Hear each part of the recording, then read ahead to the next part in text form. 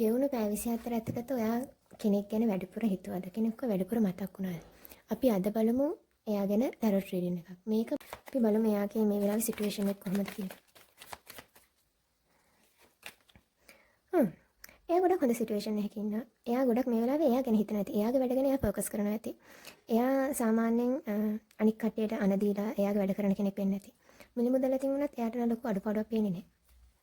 සමහරක් විට මෙයා ඩිවන් ෆැමිලියෙන් මේක බාර කරන ඩිවන් මැස්කියුලර් වෙන්නේ නැති. ඔව් එයාගේ වැඩ ගැන එයා අවධානය දෙනවා. එයාගේ වැඩ ගැන එයා ගොඩක් ફોකස් කරනවා. ගොඩක් වෙලාවට එයාගේ වටේ පිටින කට්ටිය එයාට ඉරිසියා කරන්නේ නැති. එයාට එක එක කතන්දර කියන්නේ නැති. ඔයාගේ තියෙන කෙනෙක් මේ වගේද කමෙන්ට් එකක් දාන්න.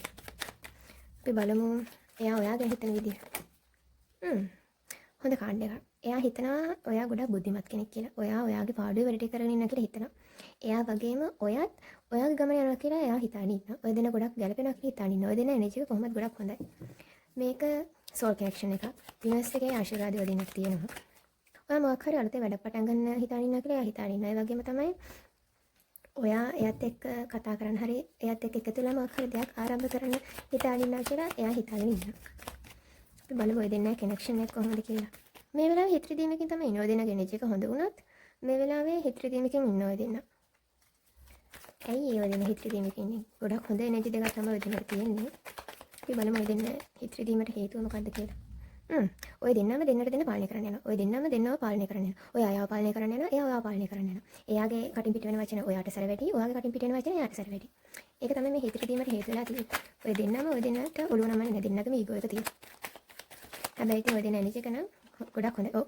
ඔය දෙන්න සම්බරතාවේ නැතිලා තිනවා. ඔය දෙන්න සම්බරතාවේ තියාගන්න. එයාව පාලනය කරන්නවත්, ඔයා පාලනය කරන්නවත් එහෙම යන්න එපා. ඔය දෙන්න අතර ඔය දෙන්නම එක හා සමාන තකට තක පාලනය කරන්න යනවා. ඔය දෙන්න අතර තියෙන කනෙක්ෂන් එකේ බැලන්ස් එක නැතිලා තියෙන එක තමයි මේ එකම අවුල. අපි බලමු ඔය දෙන්න අනාගතේ. දෙවියන්ගේ ආශිර්වාදය තියෙන ඔය දෙන්නට යුනිවර්ස් එකේ එහෙම නැත්නම් ඔයාගේ ස්පිරිට් එකේ ඔයා විශ්වාස කරන කවුරු හරි ඒන්ජල්ස් ලගෙන් හරි ඔය දෙන්නට තියෙනවා. පුළුවන් නම් ඔය දෙන්න කතා බහ ඒ කියන්නේ හිත රිදීම් වෙන විදිහට කතා නොකර දේවස්ථානයකට යන්න එක්ක පාන්සලකට දේවාලයකට චර්ච් එකට ඔය ආදාන ආගමට අනුව ඒ දේවස්ථානයකට පූජා භූමියකට යන්න.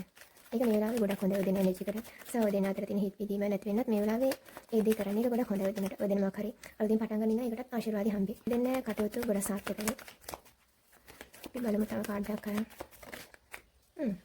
ඔය දෙන්න ඒ කියපු වැඩ කටයුතු කරන ඔය දෙන්නට ලොකු ස්ථාවරත්වයක් තියෙනවා. වගේම තමයි ආදරේ ස්ථාවරත්වය වෙනවා. දැනට සමහරකට හිත විලීම් වෙලා ඇති කියන වචන වලින් ඒ හැමදේම වෙනස් වෙලා ඔය දෙන්නට සතුටින් ඉන්න පුළුවන් වෙනවා. ඔය දෙන්න බැදීම ස්ථාවර වෙනවා. මේක ජෙනරල් රීඩින් එකක් හින්දා ඔයාලට රෙසනේට් වෙන ටික විතරක් ගන්නවා. රෙසනේට් වුණා නම් පළවෙනි කමෙන්ට් එකක් දාන්න.